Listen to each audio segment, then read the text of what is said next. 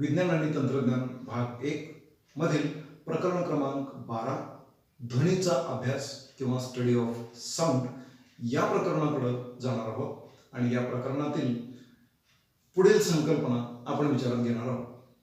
तर ती पुढील संकल्पना आहे वेलॉसिटी ऑफ साऊंड. त्याला आपण सिम्बॉल द्यायचा आहे व्ही. ओके, म्हणजेच ध्वनीचा वेग.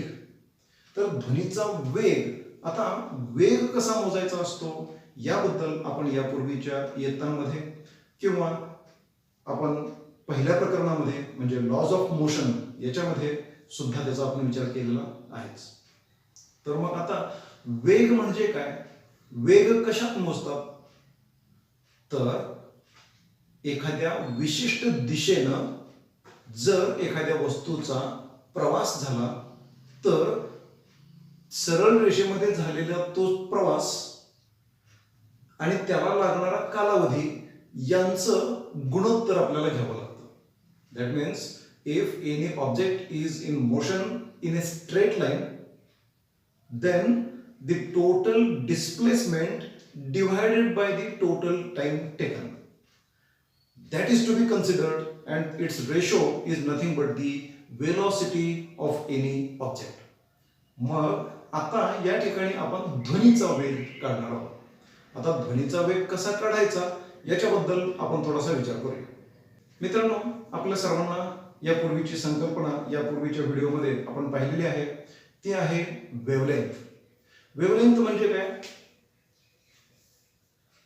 समजा हा एक तरंग आहे आणि या तरंगाची आपण ग्राफिकल रिप्रेझेंटेशन पद्धतीनं जर मांडणी केली तर हा जर प्रारंभ बिंदू असेल आणि इथं हे कॉम्प्रेशन असेल, हे रॅरिफॅक्शन असेल, इथं कॉम्प्रेशन असेल, इथं रॅरिफॅक्शन असेल, कॉम्प्रेशन रॅरिफॅक्शन, अशा पद्धतीचे जर यांची मांडणी झाली असेल तर आपण यापूर्वीच्या व्हिडिओमध्ये पाहिलेलं होतं की दोन कॉम्प्रेशन मधील अंतर म्हणजे लॅम्बडा म्हणजेच वेवलेंथ म्हणजेच तरंग लांबी. ठीक आहे, तशाच पद्धतीनं दोन रॅरिफॅक्शन्स मधील अंतर म्हणजे सुद्धा लॅम्बडा किंवा त्याला आपण तरंग लांबी किंवा वेवलेंथ असं म्हटलेलं आहे. मग अर्थातच या ठिकाणी काय झालं, या ठिकाणापासून या ठिकाणापर्यंत किंवा या ठिकाणापासून या ठिकाणापर्यंतचं अंतर आपल्याला समजतं कशातून, वेवलेंथ मधून. Wavelength lambda is measured in SI unit meter. Meter मध्ये आपण मूर्ती मोजतो. And now the time required to travel a distance from this point to this point is measured in second. म्हणजे टाइम आपण कशात मोजतोय, सेकंद मध्ये मोजतोय. ह्या गोष्टी जर आपल्याला माहिती असतील तर आता आपण पुढं थोडंसं पाहूया की याच्यामध्ये वेलॉसिटी म्हणजे काय. Velocity is equal to total distance traveled in a straight line divided by total time taken. Okay, now म्हणजे एकूण सरळ रेषेतील कापलेलं अंतर छेद त्याला लागलेला एकूण कालावधी. जर असं असेल तर मग आता टोटल डिस्टन्स ट्रॅव्हल्ड म्हणजे आपण छोटासा विचार करूया की छोट्या अंतरापुरताच आपण विचार करू.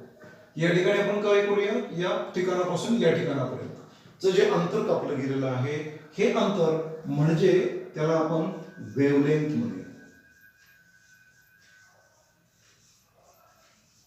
आणि ह्या wavelength divided bye time taken to reach from this point to this point or time taken to reach from this point to this point, that is known as time period. That is known as the time period of wave. मित्रांनो, लक्षात घ्या या ठिकाणी wavelength is indicated by symbol lambda and time period is indicated by capital T. म्हणजे या ठिकाणी आपल्याला सूत्र काय मिळतं, velocity v is equal to wavelength divided by time period, that is lambda divided by T. अशा प्रकारची व्हॅल्यू जर आपल्याला मिळत असेल तर आता याच्यानंतर पुढं मी काय मांडणी करतो हे थोडंसं सर्वांनी लक्ष देऊन पहा, म्हणजे लक्षात येईल. तर मित्रांनो, मगाशी जे सूत्र आपण काढलेलं होतं तेच सूत्र पुन्हा मी थोडंसं रिपीट करतो आहे आणि रिपीट केल्यानंतर आता आपण त्याचा आणखी पुढं विस्तार करणार आहोत. तर या ठिकाणी थोडंसं आपण पाहूया. v is equal to wavelength divided by time, that is lambda divided by T.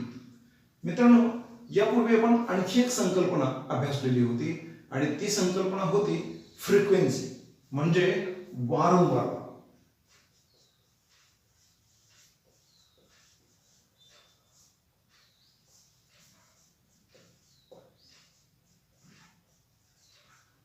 काय आहे ही फ्रिक्वेन्सी किंवा वारंवारता? तर त्याबद्दल आपण असा विचार केलेला होता की एकक कालावधीमध्ये किती ऑसिलेशन्स होत आहेत किंवा एकक कालावधीमध्ये किती दोलनं होत आहेत. ठीक आहे, that means in unit time period how many oscillations occur, that is known as the frequency. That means परत एकदा मी साऊंड वेव्हच्या संदर्भानं सांगतो. In unit time how many compressions or how many rarefactions pass through a certain point, that is known as frequency, and therefore we can represent the frequency like this: number of oscillations divided by time period. अशा पद्धतीनं. आणि मग ही frequency आपण कशाने दाखवायची आहे म्हणून सांगितलं होतं काल, आठवतंय का? पहा, it is represented by symbol named as nu and it is like this. Okay, and this is, that means nu is equal to 1 by t.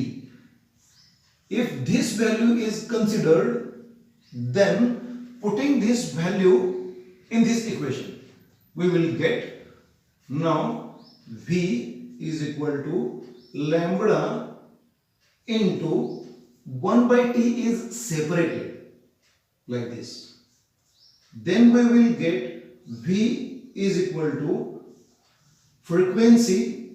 For this value I am putting this frequency into lambda. Therefore it will be equal to, that is velocity of sound is equal to frequency of the sound wave into wavelength. म्हणजे मित्रांनो, या ठिकाणी आपण असं लक्षात घ्या की ध्वनीचा वेग बरोबर वारंवारता गुणिले तरंग लांबी.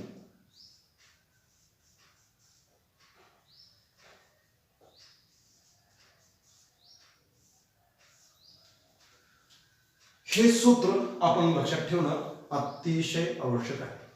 आणि मग इथं सुद्धा आपल्याला या ध्वनीच्या वेगाचं एकक मीटर प्रति सेकंद असं येणार आहे, कारण इथं मीटर असेल आणि हा 1/t म्हणजे सेकंद छेदामध्ये जाणार आहे, म्हणून याचं एकक सुद्धा आपल्याला मीटर पर सेकंद असंच मिळणार आहे. या पद्धतीनं आपल्याला ध्वनीचा वेग कसा काढायचा हे जर समजलं असेल तर मग आता अशा पद्धतीनं शास्त्रज्ञांनी कोणकोणते प्रयत्न केले असतील याच्याबद्दल आपण डिस्कस करू आणि त्याचबरोबर वेगवेगळ्या माध्यमातून ध्वनीचा वेग किती असतो याच्याबद्दल सुद्धा आपण चर्चा करूया आणि आपण पुढे जाऊया. The Italian physicists Borelli and Viviani in 1960s first calculated the speed of sound.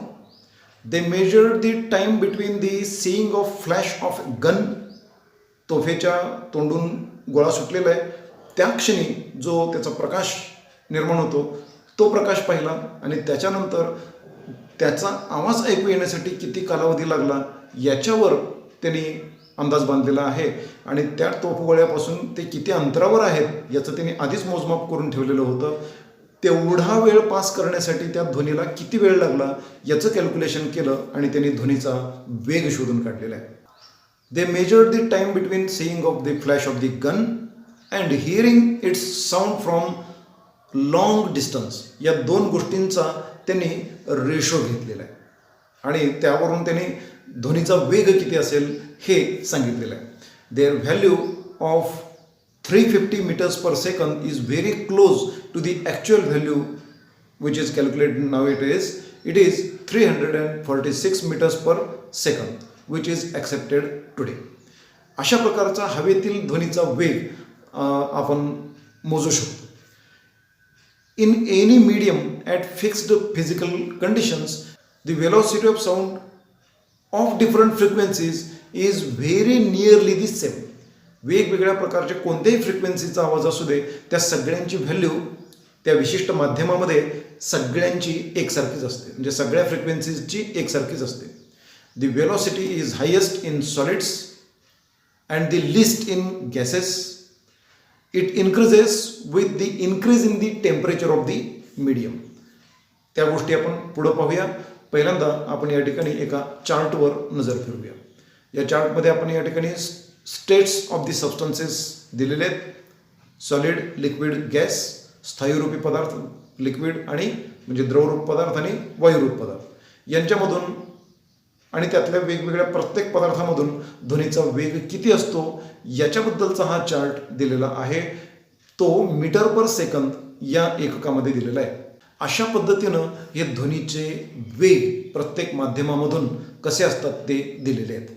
How the velocity of sound changes in gaseous medium, that is to be studied. The velocity of sound in a gaseous medium depends on the physical conditions, that is the temperature, density of the gas and its molecular weight. या गोष्टी लक्षात घेऊन त्यांची काही सूत्र तयार होतात आणि ती सूत्र आता आपण या ठिकाणी पाहूया. First of all, the first factor is temperature. The velocity of sound is directly proportional to the square root of the temperature of the medium. म्हणजे ते जे काही माध्यम असेल त्या माध्यमाचं जे काही तापमान असेल त्या तापमानाच्या वर्गमूळाच्या समप्रमाणामध्ये वेलॉसिटी बदलते. This means that increasing the temperature 4 times doubles the velocity. म्हणजे जर तापमान 4 पटीनं वाढलं तर वेलॉसिटी दुपटीनं वाढणार आहे. Okay. Now next is density indicated as the symbol like this. The velocity of sound is inversely proportional to the square root of density. Thus, increasing the density 4 times reduces the velocity to half its value. म्हणजे या ठिकाणी velocity डेन्सिटीच्या वर्गमूळाच्या व्यस्त प्रमाणामध्ये बदलणार आहे. म्हणजेच काय होणार आहे, जर डेन्सिटी चौपटीनं वाढली तर वेलॉसिटी दुपटीनं कमी होणार आहे. The next factor is molecular weight symbolized by capital M. The velocity of sound is inversely proportional to the square root of the molecular weight of the gas. Thus, by increasing the molecular weight 4 times, reduces the velocity to half of its original value. म्हणजे velocity ही molecular weightच्या वर्गमूळाच्या व्यस्त प्रमाणामध्ये बदलणार आहे. म्हणजे molecular weight जर 4 पटीनं वाढलं तर वेलॉसिटी दुपटीनं कमी होणार आहे. अशा पद्धतीनं या 3 गोष्टींचा वेलॉसिटीशी संबंध असतो याच्याबद्दल आपण माहिती घेतलेली आहे. माझं हे मार्गदर्शन आपल्याला जर आवडलं असेल तर मित्रांनो लाईक करा, उपयुक्त वाटलं असेल तर इतरांसाठी जरूर शेअर करा आणि माझं चॅनल जरूर सबस्क्राईब करा. Stay connected. धन्यवाद.